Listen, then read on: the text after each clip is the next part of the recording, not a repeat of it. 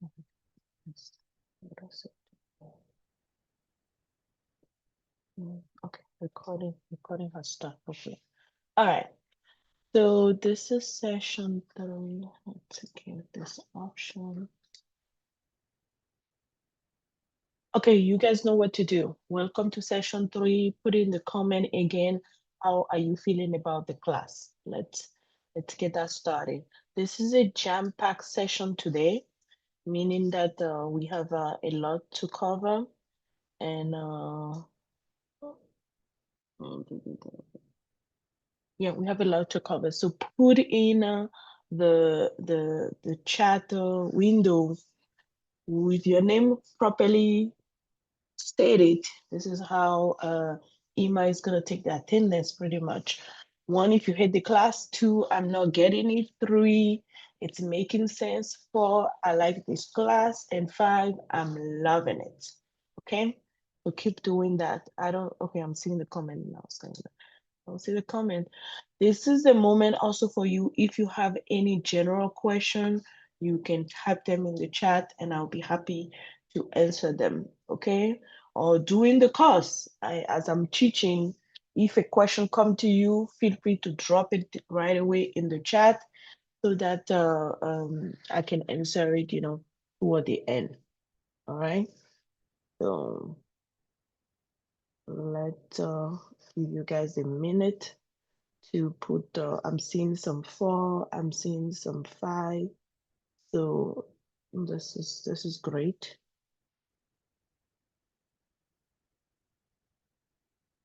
Okay. So again, if you have any question, and we keep saying it, unless it's somebody that have joined after 15 minutes, we're not gonna admit somebody in the class because it's just pretty disturbing. All right. Okay. This today's session is gonna really focus on the fundamental of QA. It's gonna really focus on a lot of fundamental about what QA is. So I hope you were able to catch up on all the reading and all the visual and all the video that was part of your pre-work. Okay, and we can have some really good question and discussion throughout this class. But this is the fundamental of a QA. Basically, I will say, I'm looking at our program for this course. After this session, you are pretty eligible to be a good QA engineer. We gave you the fundamental.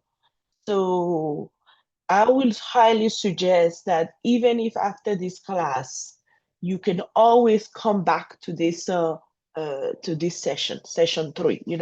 In your learning platform, you have it's open for you, and I mentioned that it's gonna be open for another 2 to 3 weeks after the class, I think all the way through the end of November. So you can always come back and refer to everything that we discussed here. You can come back and refer to even this video. Hopefully this is recording, okay? So this is very fundamental information that we are sharing here. Very fundamental. So let's get started. QA process. The QA process is a collection of different activity that need to happen as part of like testing any software, or hardware, testing any product. Let's call it that way. And I know so many of you are product owner in product management. So every time somebody say, I need to test something, this is a process that we go through.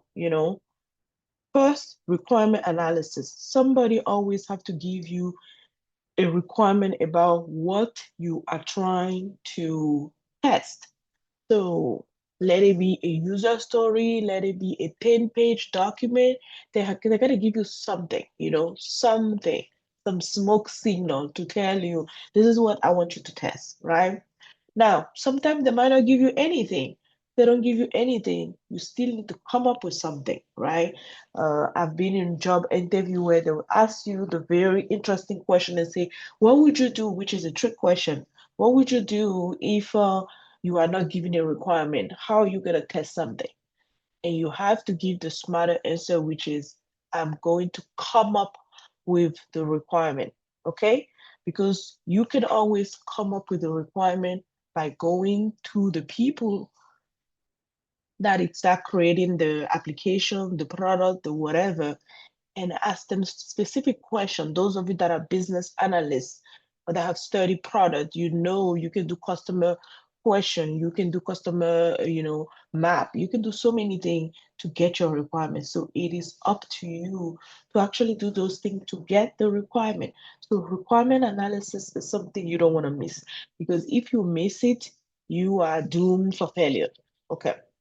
After requirement analysis, you got to start your test plan. In test planning, there's a lot that go on. This is where you are, and we're going to break this down throughout the class. This is where you are actually sitting down and say, based on all these requirements that I have, these are the activity that I want to do. This is how much test is going to require me. These are the test case. These are the various type of tests. So this is very a moment for you to step back and really look at things that you want to test and how you want to plan it. They always say, without planning, you are doomed to fail. So us as a tester, we also spend a lot of time in planning. And every company that is not giving you time to do test planning is really not helping you to be successful. So you will see in the job market, a lot of people will just skip test planning. Those are bad practice. You have to spend some time and step back and really do a deep analysis of what are you trying to test, and really put that on piece of paper. Next is test design. This is really the moment where you spend and you are crafting actually your test case. You are actually decide, this is a requirement that they give me, this is how I'm gonna test it. This is the positive test case, this is the negative test case, this is the edge test case, this is the wildcard test cases. And then after the test design, we go into test execution. This is really the fun part. This is really probably the only reason why most people want to test anything, because they just want to jump and start, plugging and unplugging things, changing things, adding variable, doing positive and negative testing. This is actually the meat of the testing. So you can see that literally you have to do 3 steps before you get to the actual meat. So the privilege and honor for you guys that are choosing to take such class like this is because you are already showing that you are different than somebody that just come off the street and they want to test. And the meat with a QA quality assurance career is everybody always feel like they can do testing, because everybody feel like they can just jump. Because if I told you go to a website and start testing, yes, can you not do it? Most likely you can do it. Would you get the best result? Probably not. Okay. And that kind of test that you're doing is actually an exploration testing, because you have no idea what you're doing. You don't have any plan behind it. You don't have any you don't have any design behind it. So there's a lot of work that needs to happen before you get test execution. The test execution is the fun part. It's really where most of us really get our satisfaction from. This is really the meat of the work for you as a tester. Then after you finish your test execution, however long that can take, you get to defect tracking. What defect tracking is actually, can you guys hear me? What defect tracking is, if you can hear me, just type yes in the chat, okay? Uh, what defect tracking is,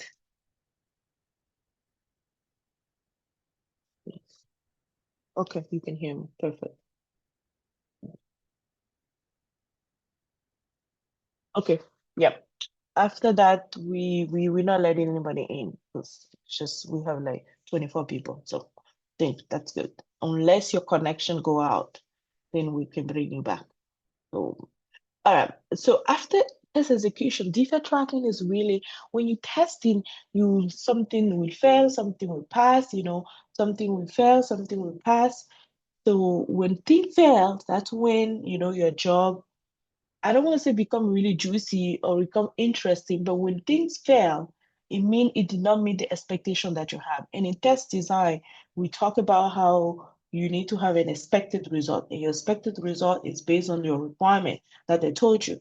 So when things fail, that's when you have to dig a little bit deeper because you need to find out why this is failing to be able to create a good defect that you can show your team member and they can go about fixing it. So there, at some point, you're gonna have a lot of defect and you have to start tracking them.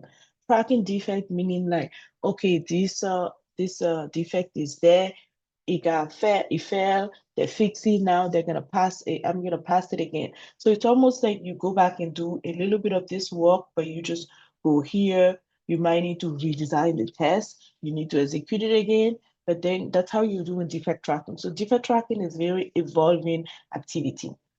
Once you're done with defect tracking, the next thing is now regression testing is an activity that you run at the end of your testing cycle to just making sure that everything work as expected, and it's also to test all your old assumption, if you have some old functionality, you want to test them to make sure that everything is working fine. All right. So any question, put in the chat and I'll get back to it. Now, we are talking here about different test activity. Test activity in a very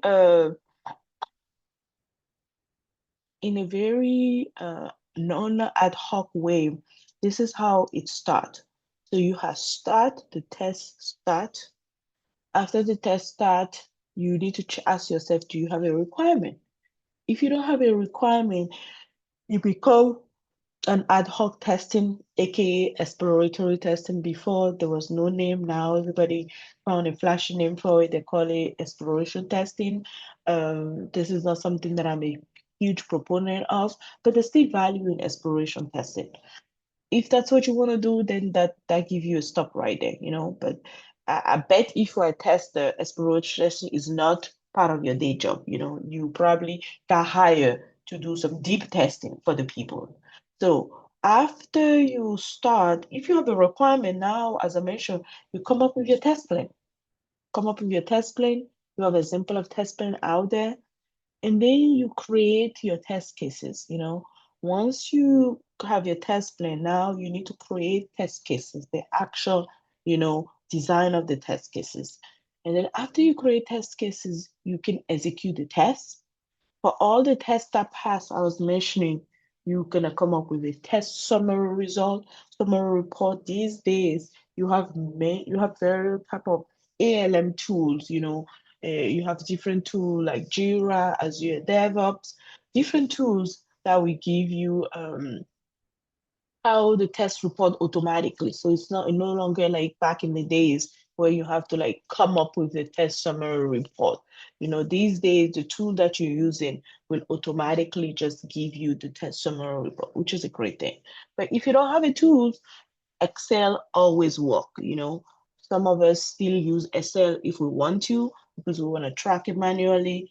Most likely in this class, I'll make you use Excel because I'm an old school person and I feel like you're learning way better when you can focus on the things that you're doing instead of worrying about the tool. Because when tools come into the play, people get blindsided by the tool instead of actually the test activity they need to do.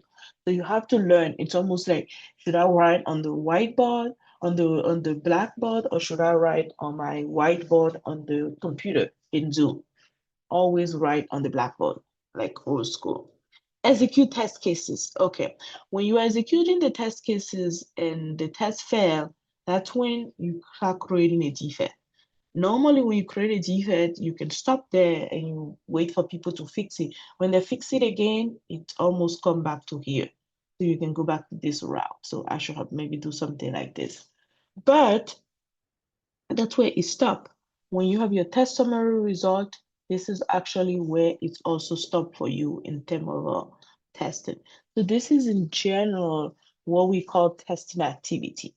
It's important to know what is your testing activity, because if you know anything about QA or QA testing in general, you realize that this is the moment that a lot of time is being shrink and shrink and shrink and shrink in the industry, meaning that you are not giving enough time to do this activity.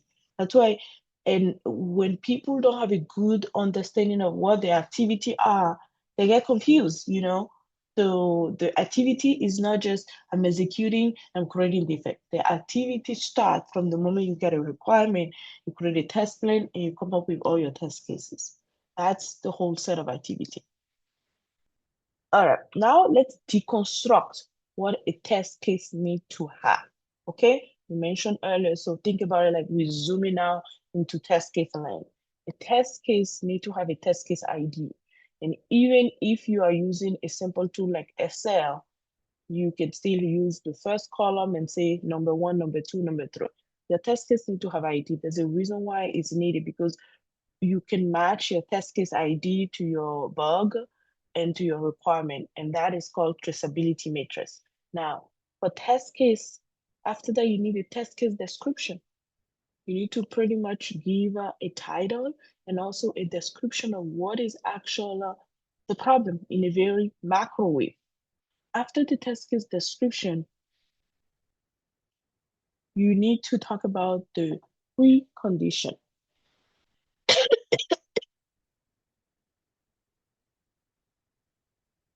You need to talk about the precondition.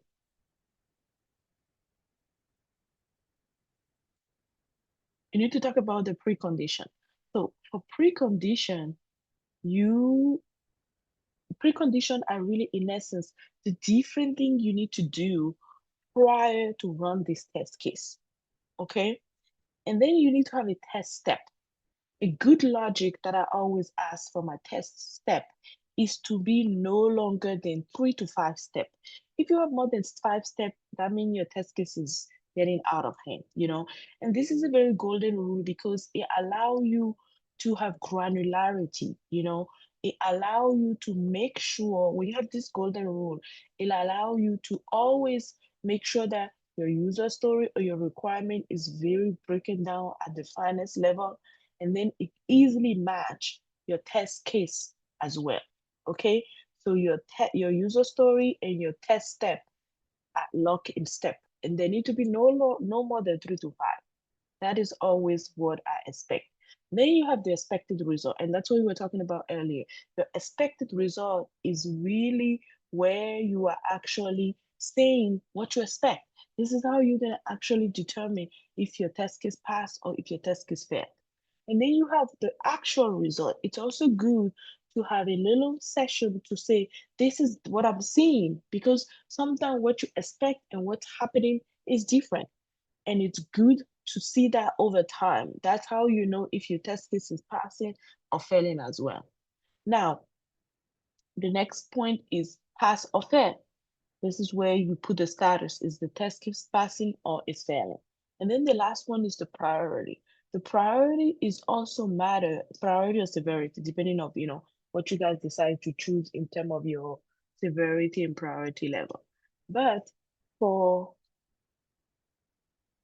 you can decide priority because it's always good when you're doing your test planning to know these are high priority tests. So I always want to run this first because what happened is during your test activity, you might not get time to do all your tests, but it would be great if you can do your high priority test case first. That way you know that you are on a good track. All right. Now, we are coming to another important session. And I will pause and see if there's any questions so far.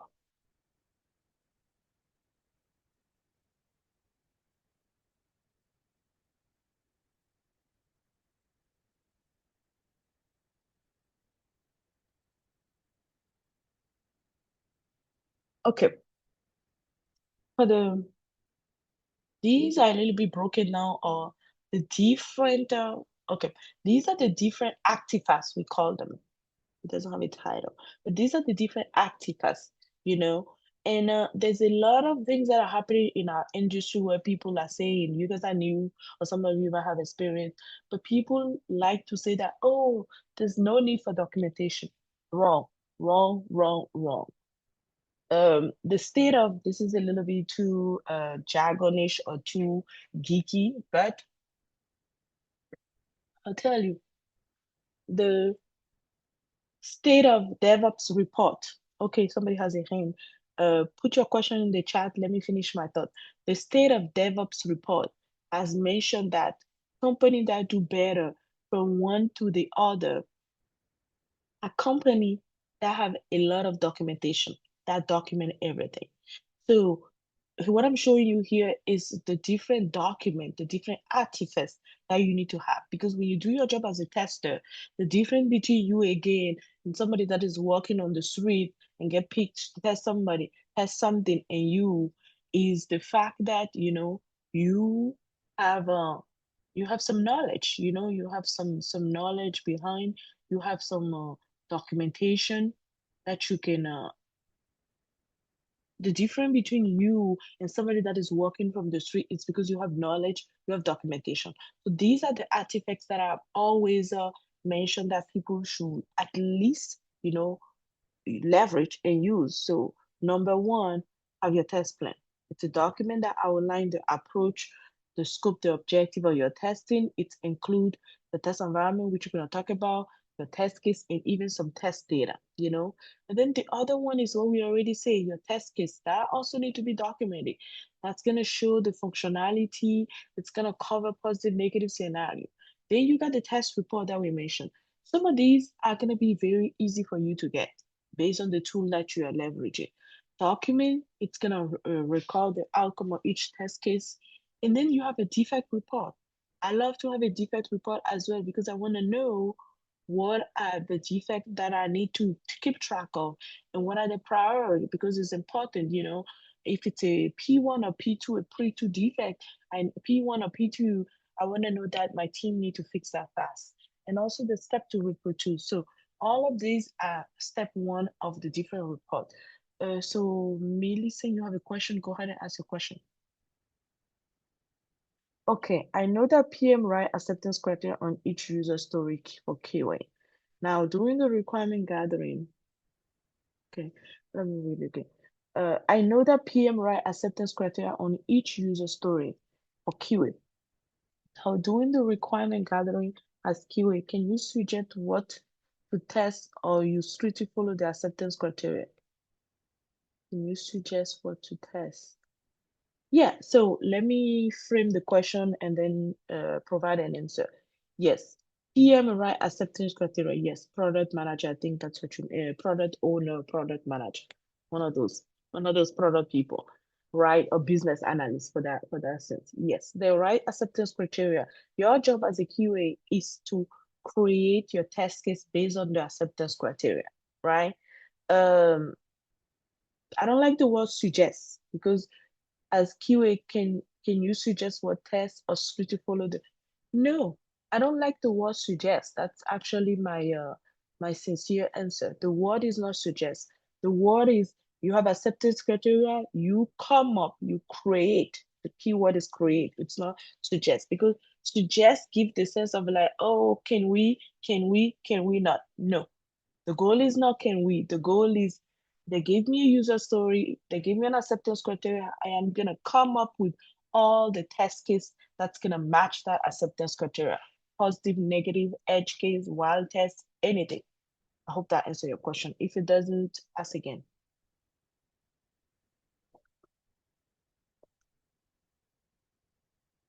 Next, document. All right, that answer your question. Next document.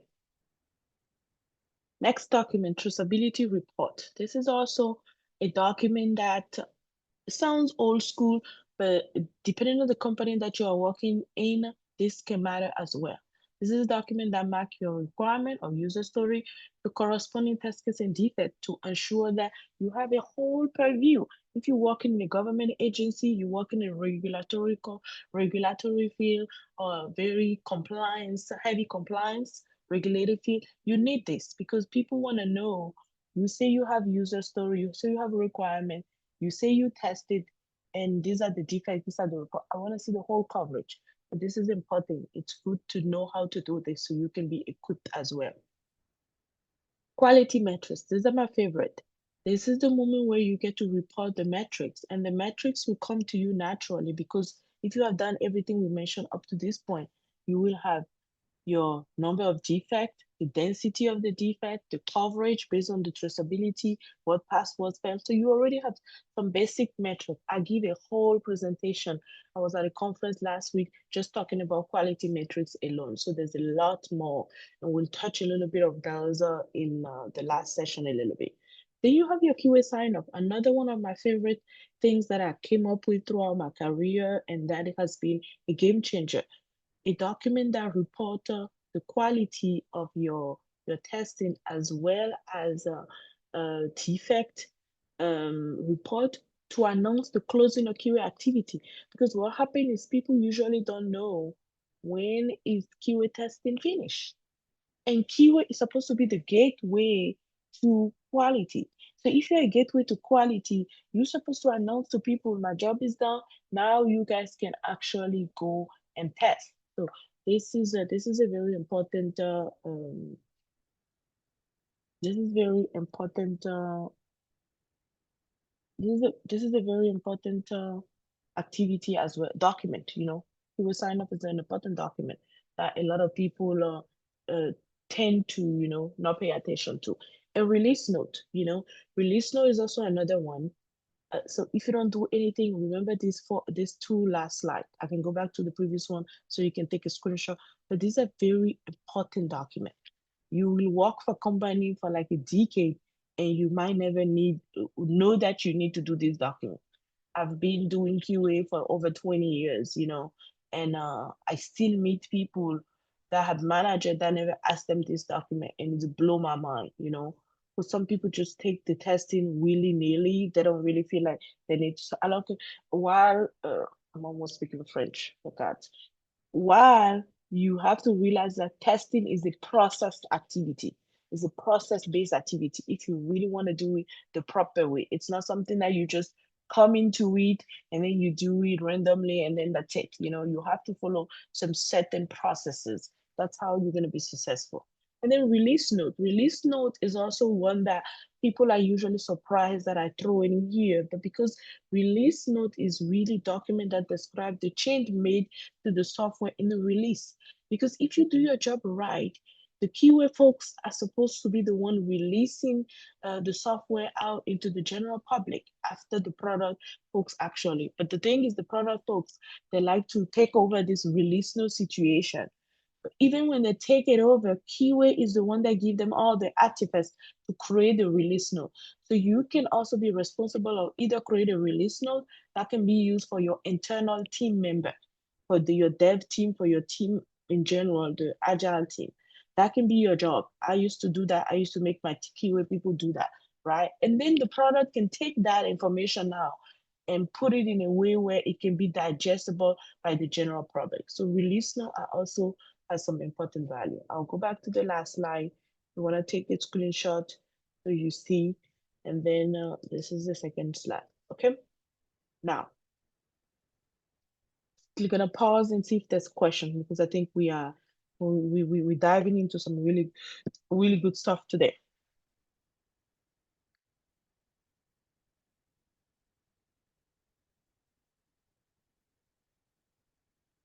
I hope there's no confusion.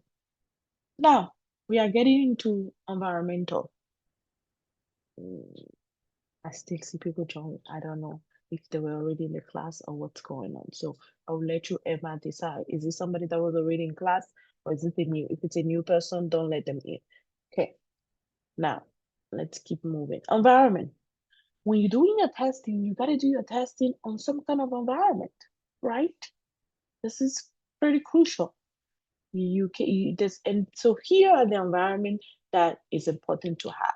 Now, let me just put a caveat and tell you that not all organization will have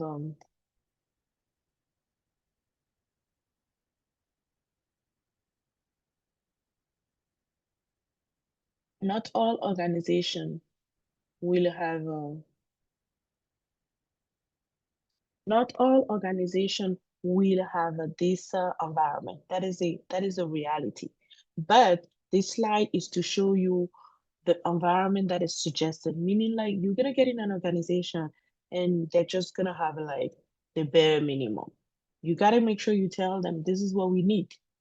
That doesn't mean you don't get to do your work, but they need to know that that they lack the environment. And these days, it's very easy to spin a new environment here and there. So that should not be a problem because everything is in the cloud. So developer, you need a dev environment.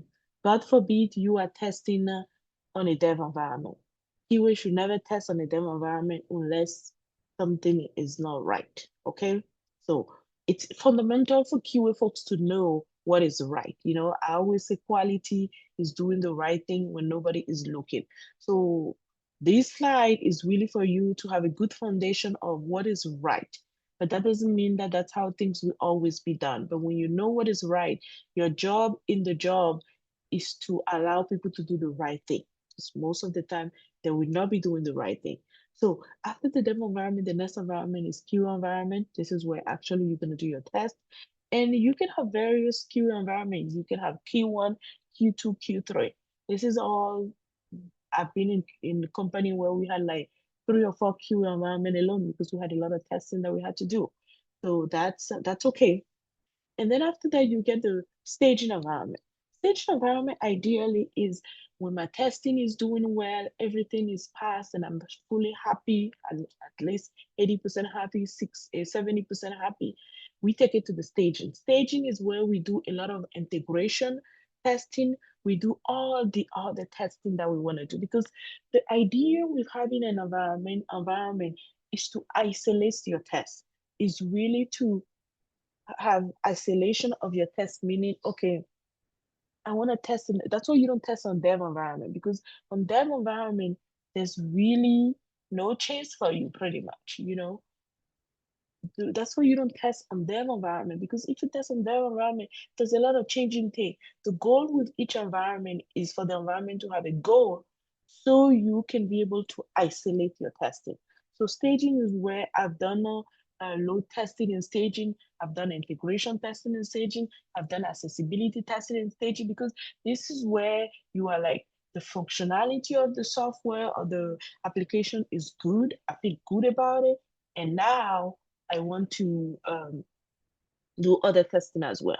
And after the staging, I have this environment that we call pre-prod, and if I'm not on camera, but I'm doing the pre-prod, I'm doing the cap, pre-prod, because this is really where you do everything that you want to do before you go to production. This is where you want to do maybe some of your final testing. This is maybe where you want to do the database testing. Maybe this is where you want to do your another kind of like really hardcore load testing. This is where you want to switch off a different environment to go to production. So there's a lot of things you can do in your pre-production, before, because you don't want to do stuff in production. And you're going to read about, canary testing. You're going to read about feature flag. Don't get bugged by those things yet, especially as a new tester in town. It requires a lot more functionality and a lot more discipline to be able to, do those flashy new things that you're hearing out there. Focus on the fundamental, and this is what we're teaching you here. This is a fundamental. The fundamental is to isolate your testing from one environment to another. That's how you be successful. Production, for those of you, is where the application lives. So when you have your Netflix, they go in production. This is where we actually see it. Now, Netflix have different production pods around the world. They have the one in the East Coast, on the West Coast. They have the one in the Middle East. They have the one in Africa. So these are very production environment, and they can decide at any given time, what version of the software you get to see and what version you don't get to see. Okay? All right. Now, let's get into QA. Let's get into QA automation strategy. This is the very important part, right? Because you will see from our process, we didn't talk about automation because automation is not necessary as part of your activity right away. Automation is important, but it's not necessary. It all depends on how you and your team carve out the automation time, right? So for any automation, this is a strategy that I always realize or ask people to follow. Baseline, determine how long all your manual tests take. So it's good to have a good baseline, you know? Don't just jump into automation and start just writing right away, unless you are a developer right away. You know, identify and prioritize test cases. Determine what test case need to be automated. And not all the test case can be automated. Don't get bogged down by what you hear out there that we want 100% test automation. That is not a real, that's not a reality. Select the automation framework. You know, there's so many framework out there. Selenium used to be a huge framework. Now we have Python, PyTest. We have a Playwright. So there's so many automation framework, you know, and especially with AI, including which we're going to talk about in the next session, there's a lot of automation framework out there that you can leverage. Create a testing framework. Once you select your automation framework, you have to create your own testing framework, you know, the one that you're gonna adopt in your organization or in your project. Then integrate with the development process. Make sure that the framework that you select can easily integrate with developers so that the developer can write users so they can write their unit tests quickly within the same automation framework. It make a lot of difference. Then the last important part that I always like people to think about is to do code review with your developer and maintain your test script. Because again, one thing you want to realize, and I do a lot of talk, I used to do a lot of talk on automation strategy. I don't do that much a lot anymore because the interest is there, but there's so many tools that just allow you to do automation these days that I feel like leaders don't spend too much time in strategizing. But what I always like to remind people is automation testing is a development activity. Okay. So because it's a development activity, you got to do everything you do as a developer. And I used to be a developer before I became a QA. So I understand what needs to be done, right? You got to do your code review. You got to design your tests. You got to design the code. You got to do your code review. You have to maintain. And the maintenance is where a lot of time is spent.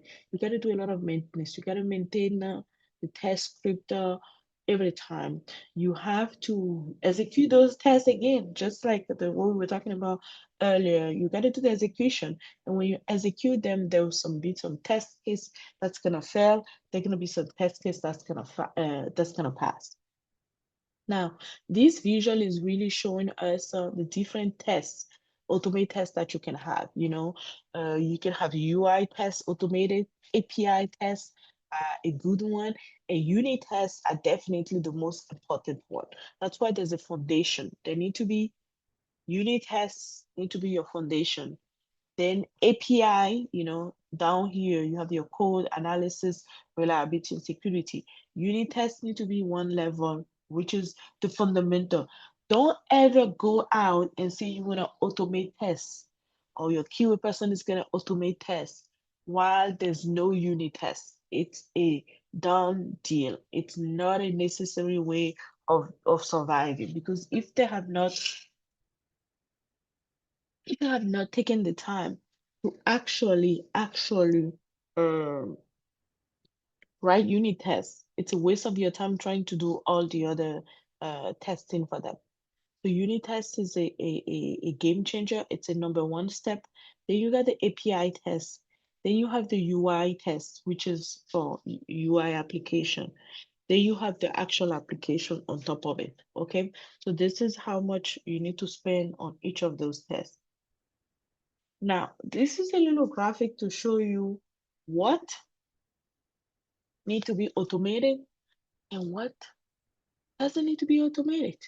Okay, so let me go back again to the automation strategy because it's important to understand that when you are going through the automation strategy, here I told you identify and prioritize your tests, right? So in this identify and prioritize your tests, this is the what you call it. This is the roadmap I'm giving you to be able to identify what tests to follow. It's a simple roadmap. It's not really something that is like rocket science out there. I came up with this from my many years of experience. So specific does not boil the ocean. Has one goal. Pick tests that are very specific tests. If you want to pick what to automate, right? Pick tests that are very specific, that don't boil the ocean, that are doing too many things. It has one goal. Because you can see here that I like simplicity, I like granularity. Because when the test is simple, okay? When the test is simple, this is something that I always like to say to all my testers. When the test is simple, it is easy for you to test it, okay? It is easy for you to maintain it. It's easy for you to determine if it's pass or fail, and it's definitely easy for you to find bugs or to track a bug on it. So never put tests that have more than 3 to 5 steps that are doing too many unnecessary things. Your tests need to be specific to a specific thing that you are doing. Then after that, you can pick important one, minimal overall coverage, a clear answer to a clear solution. Important. These are categories that you have to pick. Prior scenario based on the priority. You already know your acceptance criteria, you know all your user story, you know what matter for this application to be successful. So select those. Don't try to cover every scenario that exists under the sun. Understand what failure can be tolerated, right? So you know your failure gauge. Run the most important test first, right? Automate the most important test first. Then the others. Think about others tests that you can think about that are manual tests, maybe that are not reliable, and maybe that require manual setup. Those one you don't have to select them. And then the last one is no flaky tests. Don't pick tests that are flaky. They're gonna always give you a hard time. Has no false negatives, repeatable without human intervention, clean up after it's set. So pick tests that don't have negative, sometimes it can be passed, sometimes it might not pass. Those are not good. And then clean up tests that clean up after themselves are also a good one to choose. All right. Now, we'll go a little bit faster because we're almost out of time, and I want to give you time for question. When you are, this is another way to show the process. You code, now you, the developer, somebody code, they're going to build the code, and it's going to become an application. They're going to give it to you to test it, you, the tester that are here in the room, and then they're going to release it, and then they're going to deploy this into production. That's the typical process that goes through for any software. And the reason why we're talking to you about this is Kiwi is usually at the center of all these activity, okay? We are the center of the activity, meaning that we need to be there when they're coding so we can understand what they're doing. I always say, and there's a book that I was looking that quote me that you need to always stay curious. You need to stay curious. You need to stay curious. And when you are curious, you will ask, why did they design the code this way? When you are curious, you will create better test case. When you are curious, you will be able to find bug faster because you are curious. When you are curious, you ask question during requirement. So it's very important. All right, I think we are at the end. Time for question. We have 9 minutes to go.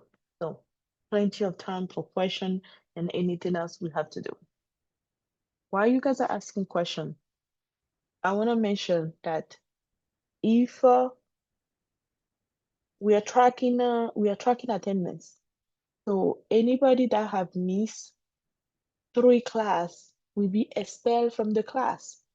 So if you are in the room and you only miss one or you only miss two, don't make it a third one. Because if you make it a third one, next time we'll expel you and you won't be part of the project because starting after next week, we'll start talking about project. Okay? So just want to put that out there so that you guys are aware that, we don't want, because when you have missed more than 3 class, you can see that this is a major, major class. So This is the third session. If you have missed session 1, session 2, session 3, there's no need to be in this class anymore. It's purely a waste of your time because there has been already more than 40% of the information you need to know that have passed after this course, okay? So I understand that things happen, but try not to miss the class. We have a question. Does that mean that as a tester, you must have knowledge of coding, speaking in case of automation testing? Yes, OGA. Yes, as a tester, you have to have a knowledge of coding, especially if you're talking about automated tests, because I did mention that you need to be able to write the script, right? So that's the bigger difference. Any other question?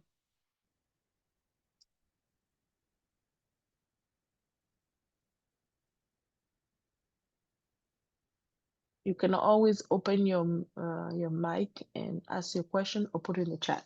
I'll repeat it and try to give you a solid answer.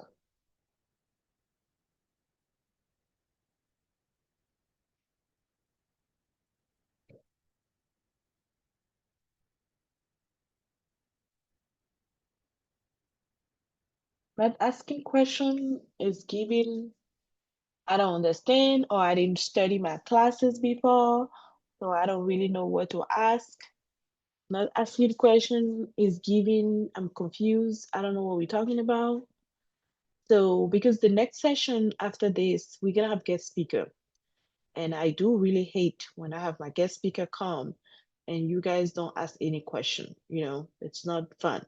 I teach too. I'm a teacher. I teach at conference. I like people to ask questions. There's no wrong question. Okay, 2 questions came. Perfect. Please, what are the false positive and false negative in testing, and when do we know we have them? Okay, great question. False positive, false negative is you have a requirement, you test it, sometimes it's pass and sometimes it fail. That's really what it is. So sometimes it pass and sometimes it fail. That's how you know you have a false positive, false negative. That's when you know it's happening. So now for us tester, that's the juicy one, right? Because now you need to chase and figure out why is he doing that, right? And either you need to understand your requirement properly so you can determine, okay, this is the right answer. This is how it's supposed to behave. And then you got to go back to your developer. Usually there's a problem with the application when we're getting false positive and false negative. So it's a good moment to get your developer involved or your team involved so you can show it to them, you know, and they'll figure out why you're getting a false negative and false positive. If you are not talking, excuse me, if you are not talking, please go on mute. Next question. Can Mariam asks, can we use any programming language for coding? That's a very wide question. I would say yes, but your programming language that you will use need to be part of your framework that you have, okay? So it's not just any programming language, but most of the programming language definitely work for automation testing. Okay, I think this is that. Next question, Oluwashem. You mentioned that we should choose tests that clean up after each step. Can you please share more light on that? Yes. So what I mean by that is when you are creating a test, there's always a setup that you have to do. I need to set up some variable. I need to set up some environment. I need to set up some infrastructure for my test. And then at the end, there's always a cleanup, meaning I need to put all the data back to 0. I need to put the variable back to clean the variable or return the variable back. So it's just a way to say that you want to make sure that the test cleanup, when you finish as part of your automation, you clean up after your test. We're going to have an automation expert that will come and they will tell us that's a good question coming through that will tell us a lot more about, you know, how you structure your automated test case. Okay, Oligi Obanlese, related to our video, please can you please explain more? There's too many please in this question. Explain more on smoke test and sanity test. Yes. So smoke test is the test. It just came from this analogy. I don't know if the video mentioned that. A smoke test is, imagine you get in your car and you just put the key in and you just crank it. And then when you crank it, it does and then the smoke come out, right? What does that tell you? That means the car is not working. So smoke tests came about back in the, I don't know, 70. It was a way for people to just determine that, the application is good. So what usually happen is developer will send you a test, from the dev environment. They'll put it in QA. And your job as QA person, before you jump in and start running all your million or 500 or 700 test case that you have, you need to have a set of test case. Let it be 5 or 10 test case that you need to run to determine quickly if the code that they just give you, if the build that you just received is a good candidate. Because if you can't crank the car, you can't drive the car. If you can't drive the car, you can't go in reverse, you can't go forward, you can't parallel park. So the first step, you need to determine for your application, what are the most minimal test case I need to run to give a quick thumbs up and say, okay, this thing is good, now I can go further. That's what smoke test is. And there's really not much difference between smoke and sanity. It's the same thing. Some people don't like to call it smoke. Sanity test is the same thing. I just want to make sure that I'm saying. So sanity test is something, when I was talking about production environment, this is also another environment where you run sanity test. Sanity test sometimes doesn't have to be as small as smoke test. It can just be a set of test case that I run every time there's a new release so that I feel sane. It's not regression test, but it just give me a good sanity test that, okay, everything looks good. All the major things that need to happen is happening before I can push it. Because the worst thing you want to happen is you release something in production and somebody click on it and then they get a fall for a website. Like it crash on arrival. That is the worst thing for a QA person, really. And I don't really usually say QA person do bad job, but that is really bad. You should know at the minimum that there is a minimum list of things that the customer is going to do as soon as they get the application. Even if the customer is going to find a bug, they don't need to find a bug at the first minute that they get on the application. All right. We are closing to be on time. You can still ask questions because we start a little bit later. So thank you. I'm going to stop recording, but you can ask questions.